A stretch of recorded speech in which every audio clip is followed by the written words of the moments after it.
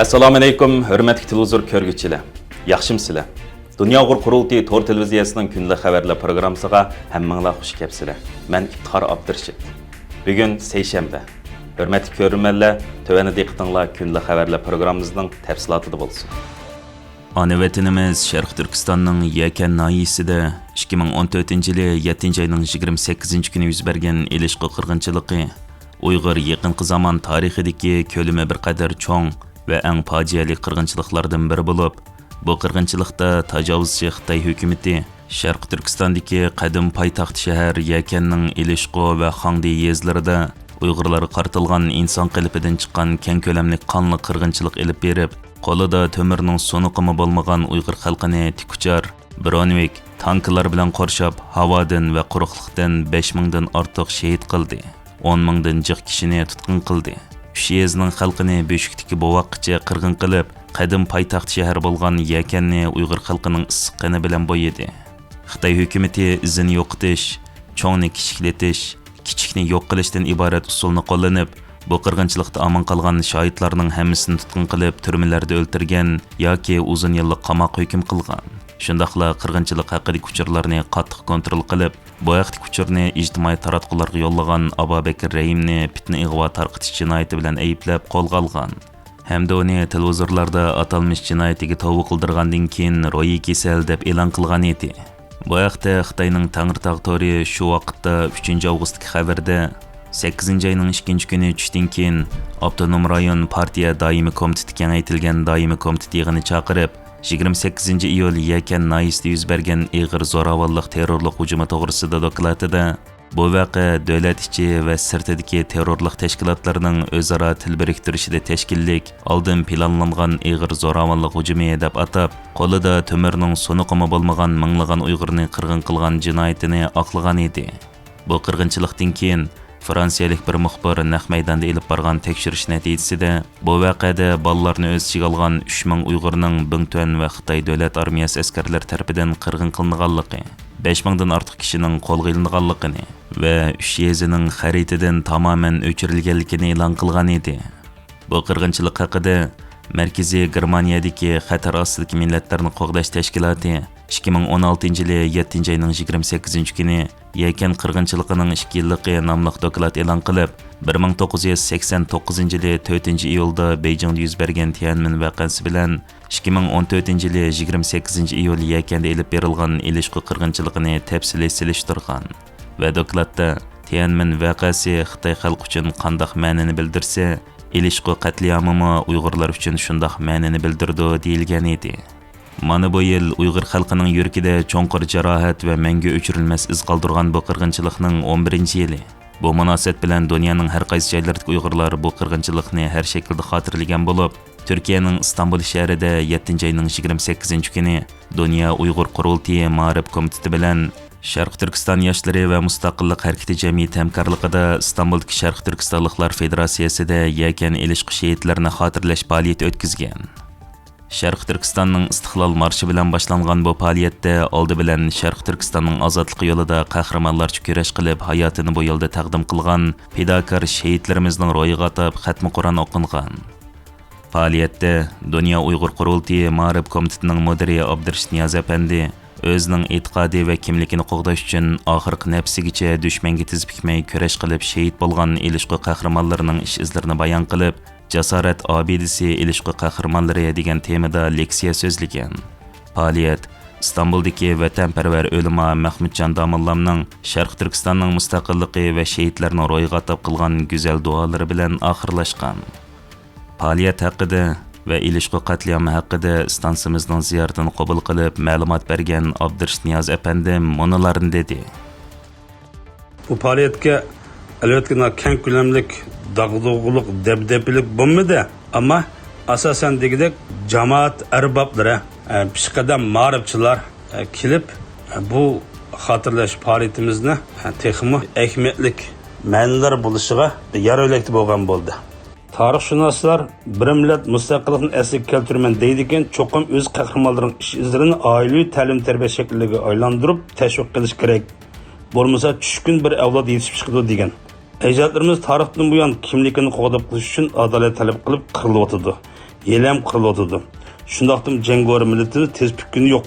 İlişqi qo'zg'aling'i bunun tipik namoyandasidir. Buningdan 11 yil burunqi dal mushu kunda Nurmuhammad Mamud qarni yetakchiligida hijoblanganligi uchun Yeziq saqchixonga qonunsiz qamalgan xonim qizlarimizni qutqarib chiqish uchun qonun yo'llari bilan haq huquqini bayon qilishgan. Ammo o'ktam Xitoy saqchilari buni rad qilgan va tahdid qilgan. Qattiq g'azablangan jamoat saqchixonni majburiy egallab, xonim qizlarimizni qutqarib chiqqan. Xitoy tajovuzchilari hech qanday qonuniy rasmiy bijirmay haq huquqini qo'llash uchun elib berilgan bu harakatni rayimsizlarcha qonliq bostirgan va butun aloqa suhbatlarini üzish orqali xalqaradan yushirmoq bo'lgan. Ammo o'limdan qo'rqmagan jangvari yoshlarımızdan biri bo'lgan Abdukerim Mehmet Tordagi ismi Abubakir Rahim to'saq atlab internet chiqib voqeaning asl jarayonini xalqaraga oshkorlagan. İşğaliyetçi Xitay hökumətinin vətənimiz Şərq Türkistanı məngülik yutub olish və Uyğur xalqını assimilasiya qilish harakati davom qilmoqda. Yaqında ijtimoiy taratqularda tarqalayotgan Xitayning Douyin, Kuaishou qatorliq ijtimoiy taratqular orqali tarqalgan ba'zi qisqa filmlarda Uyğur qizlarining Xitoy erlariga majburiy to'y qilishi yoki istixiylik holda Xitoy bilan to'y qilishga yetaklashining odatdagi ixtiyoriy to'y qilishga qaraganda texmi ko'p siyosiy maqsadni asos qilganligi bu qisqa filmlarda ichib berilgan. Mazkur sen filmning birida ko'rsatilishicha, Sharq Turkistonning Xotan, Qashqar, Oqsu viloyatlarida Uyghur qizlarini maxsus Xitoy erlariga tanishtiradigan dallol shirkatlari Namrat Uyghur qizlarini yuqori so'mliq to'yliq, oltin qatorliqlarga qiziqtirib, yoki Xitoy erlari bilan to'y qilsa, oilasidan Xitoyning jazo lagerlarida bo'lganlarni chiqarib berish degandek shartlar bilan Uyghur qizlarini Xitoy erlari bilan to'y qilishga qiziqtirib, istixiylik yetaklaganliklari ichib berilgan. Uyghur qizlari yuqori so'mliq to'yliq bilan to'y qilishning amaliyoti bir tozaq ekanligini, buning Uyghur qizlarini Xitoy erlariga o'pochiq setishdan boshqa bir narsa emasligini ichib berib, Xitoy erlari bilan to'y qilgan Uyghur qizlarining fojiasini yo'rtib berish bilan birga, ijtimoiy taratqularda bu xil dallol shirkatlari yoki Xitoy bilan to'y qilishga tashviq qiladigan sin ko'rinishlari ostiga tanqid qilib, inkos yozganlarni tutqun qilinib, turmaga kirdiganligini tafsiliy oshkorlab qo'ygan. Qız val ayrımxonamda yig'lab xat yozib qo'yapti do'stlar. Ko'plab taqdib, men qo'shilib, ipim to'g'ri bo'lsa, to'g'ri yo'lni xato bo'lsa, xato yo'lni serib o'tkazib deb mag'zini qabul qilasizlar. Bir qiz val loyiq tanishtirish o'rnida yo'ldosh millati bilan uni to'y qildigan ishni tanishtirib qo'yapti. Mushu loyiq tanishtirish o'rnidan to'y qilgandim. Mush yo'ldoshning uyi ishkirdi ekan, ishkirda to'y qilish sababidan Manga 120 ming qo'yapti. To'yliq pulni yuqori qo'ygan. Shuning bilan men 10 ming maash olaman, 20 ming maash olaman deb shunchalik salobatlik o'zim. Mashunda bir to'y qilgan, bir oy bo'ldi. Yo'ldoshimning yurtiga kelganligi intayin namratgan. Shuning bilan bir kun oltodiq, 2 kun oltodiq, hep doğan çıqısta birli ishlaymiz mang deb qurilish o'rinlarga anadagi shal ko'chiraydigan oshalik ochiqda qilanmayman desam, nim deb qilanmayding, men seni olgan deb umidi, lekin yo tamoqiga ko'nammidim.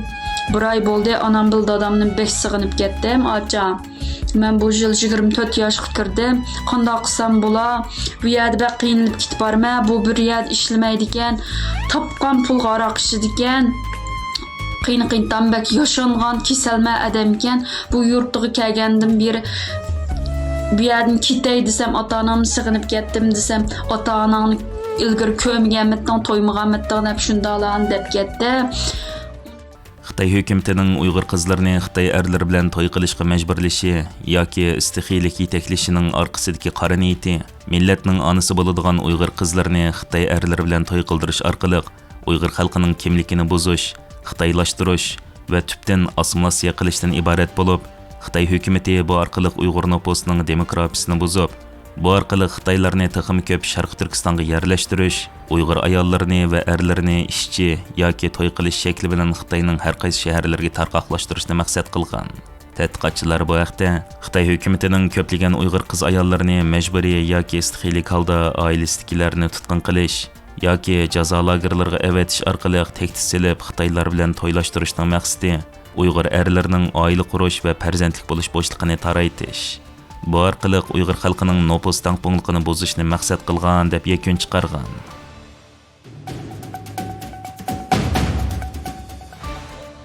Xitoy hukumatı Sharq Turkiston xalqiga elib borgan irqiy qirg'inchilik jinoyatini oqlash uchun bir qism Yevropa davlatlariga viza kechirim qilgandan keyin ba'zi Yevropa davlatlaridagi Uyg'urlarda vatanga berish to'lqini ko'tarilgan edi.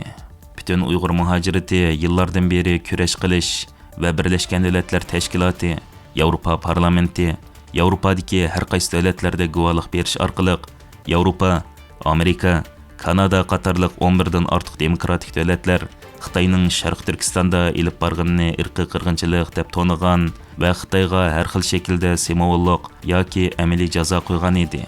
Ammo bu kishilarning Xitoyning hiyla-mekr va taktikasiga tushib, vatanga berish orqali dunyo davlatlari oldida Xitoyning irqiy qirg'inchiligini oqlashga siyosiy rasmiy bo'lib berishi, Sharq Turkiston xalqiga qilingan xiyonat bo'lib qolmay, Xitoyning jazo lagerlarida va turmalarda zulm tortayotgan millionlarcha Uyg'urga qilingan tarix asla kechirmaydigan bir jinoyatdir.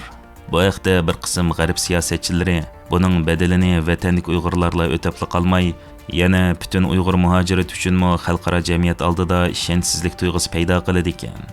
Bu kishilarning ba'zilari ayni vaqtda siyosiy panohlik tilab, keyin shu davlatlarning fuqaroligiga erishgan kishilar bo'lganligi uchun ularning bu harakati shu davlatlarda Uyg'urlarning siyosiy panohligini taslashtirish bilan birga g'arb siyosatchilarda Sharq Turkiston da'vosi va Uyg'ur irqiy qirg'inchiligi nazariyasiga gumon bilan qaraydigan vaziyatni shakllantirdi deb qaramoqda.